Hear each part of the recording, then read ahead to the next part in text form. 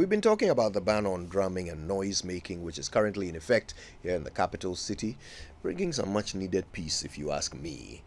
But this ban itself, it has quite a history, and I thought, perhaps we should take the opportunity to learn a bit about it. We're joined by historian Kweku Darko Ankrah. He's on the phone. Mr. Darko Ankrah, good morning to you. Thank you for your time.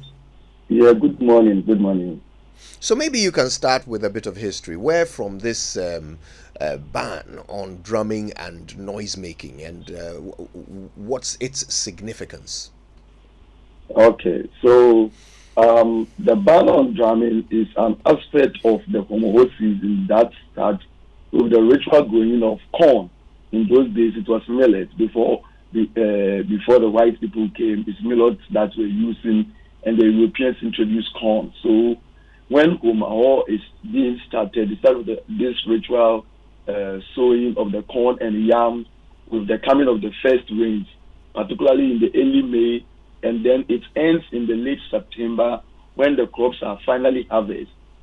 So right after the ritual sowing, the festival, that is the Homo, includes a period of a time which is mostly more than a month, which is roughly 12 weeks. So I'm saying that is, how do you call it, 1 month, 2 weeks of quiet and solitude, when the spirit's benevolence with respect to the growth and the harvest of agricultural produce and fish is solicited. So in the August, the actual Homoho day of feasting is celebrated by the sprinkling of the ceremonial food, which is appropriate to the deities, and then the ancestors that safeguard the fertility. During this period, the plenitude of food is consumed to forget the foregoing period of shortage and even hunger of the time before harvesting takes place. So during these festivities, the paramount chief and then who is the government and then other guard chiefs go out to distribute food. A special highly nutritional corn based on drink is also produced and served to the guests.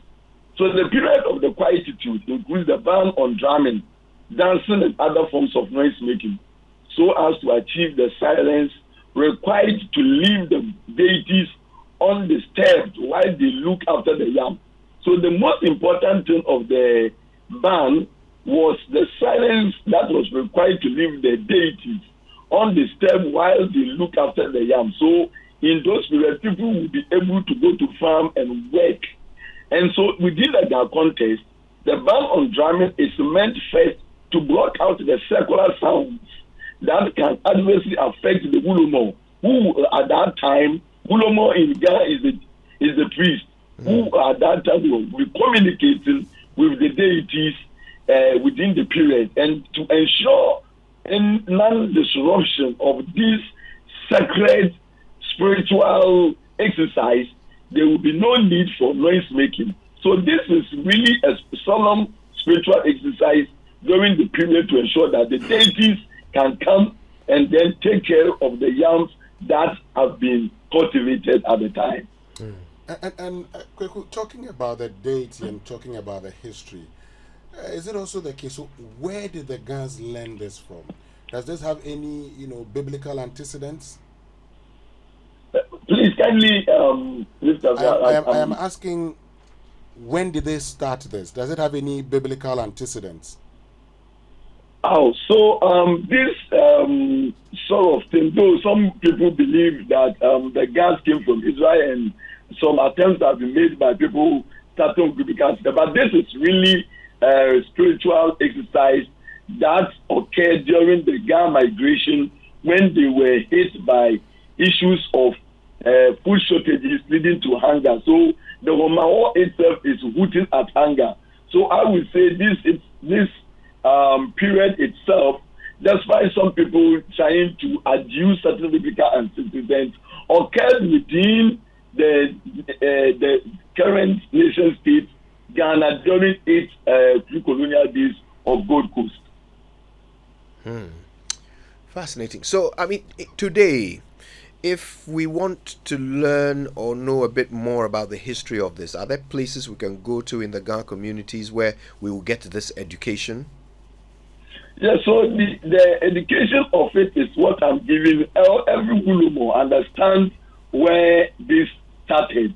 And if you go back to history, there are certain archival documents that one can come across that were actually learned back in the day. So in 1899, if you take Goku's Chronicle, for instance, where there was an announcement by God State that says that, and I want to quote it for the purposes of this discussion, and it states in the Gold Coast Chronicle 1899, page 1, in pursuance of the usual custom, there will be no drumming or blowing of horns in the town of Accra for about 6 weeks from today until the guinea corn planted for the young customer is fully grown.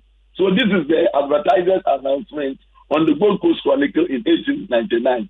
So this shows you that it goes back. So this is the first time when the newspaper culture developed in Gold Coast that the chiefs actually placed this advertiser's announcement warning or notifying the people living on the Ga land to understand this. Because why would they do that? Because when you go back to 1892, there was a law that was formulated, what is public nuisance law, where there was so much noise in Accra, and the Gold Coast British colonial authorities devised this new law to ensure that there will be no much noise. But the traditional people themselves also have their own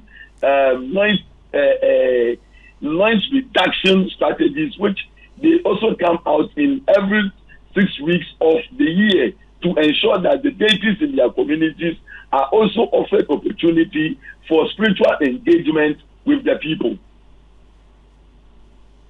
Okay, so today in modern society, does this historically significant activity, does it still have relevance? What's the significance of the ban in today's much more noisy industrial world? Okay, thank you very much. So, as you said, much more noisy industrial world. In the noisy industrial world itself, if you go back to the colonial legal practices and you look at some of the colonial laws that were placed to ensure that there is a noise reduction even in the capital cities or in the major towns, the 1892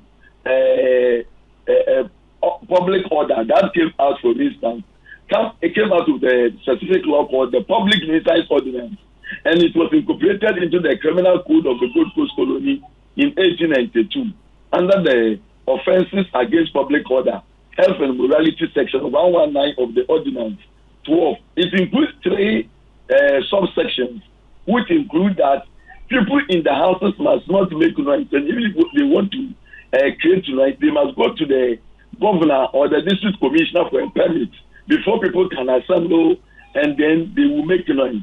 It also says that the constable of any community can have special powers to enter any house, including buildings or yards and places where people are assembled, to warn them to depart if they make noise against the public order. Thirdly, he also says that whoever after being warned shall not depart forthwith except with the persons actually dwelling in such houses or buildings and may be apprehended. So even in the colonial laws, powers were given by the law enforcement authority to even go and disrupt any organized noise. Most importantly, the law states, and I want to say from the Ordinance 15, Section 137 of the Ordinances of the Gold Coast, it says that whoever beats a drum with intent to challenge or provoke any other person to commit a breach of peace or with intent to insult or annoy any other person shall be liable to a fine of 25 pounds or to imprisonment for 3 months. So this is even the colonial law, which was stated from 1892, 1903, and continued to be modified or amended over the years. So even the colonial laws understood that even in the capital, there must be some sanitization of the sonic decibel levels to ensure that there is not so much noise in the capital city. And so the locals themselves, in addition to this law promulgated by the colonial authorities, also put on certain rules and regulations that ensure that the noise decibel level in the capital city or in towns are reduced. Wow. Well, certainly that is relevant to our modern lives. Yes, Uh, and because what is relevant in the modern life is that it's a tradition, and tradition and culture of the people. As long as what is actually celebrated and has not been banned, it shall continue. The ban will continue because it forms the part of the Womoho Festival. And as I stated, starting from May, when the rain starts up to September, it will occur at different places.